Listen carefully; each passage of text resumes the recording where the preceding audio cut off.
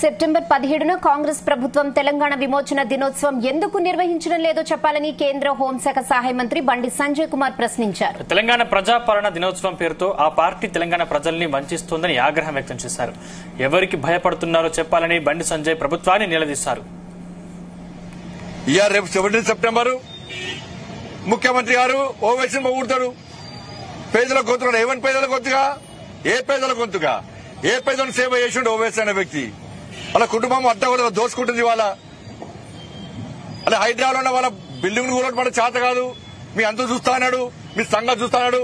అటువంటి వ్యక్తి అలా రాష్ట్ర ముఖ్యమంత్రి గారికి పేదల గొంతులకి పేదల జాగ్రత్త కబ్జా చేసిన వ్యక్తి. అటువంటి ఎంఏ పార్టీ వల్ల పేదల గొంతుగా కాంగ్రెస్ పార్టీ ఉంటుంది. మొదటిగా కాంగ్రెస్ పార్టీ తిట్టింది ఎంఏ పార్టీని, మొదటిదాకా తిట్టింది. అంటే అధికారంలో ఎవరుంటే వాళ్ళ సంఖ్యలో వచ్చే పార్టీ ఎంఏ పార్టీ, వాళ్ళని సంఖ్యలో వేసుకునే పార్టీలు BRS party, MA party, Congress పార్టీలు. ఈ విధానం మంచి కాదు. 17 సెప్టెంబర్ విషయంలో నిక్కచ్చిగా వివరించాలి. తెలంగాణ రాష్ట్ర సమాజం ఆలోచించాలి.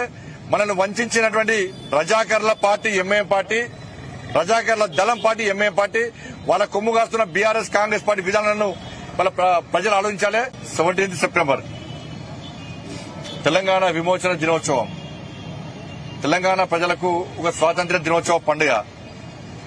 దేశం మొత్తము స్వాతంత్ర్యం వచ్చిన తర్వాత 1947 15 ఆగస్టు తర్వాత 399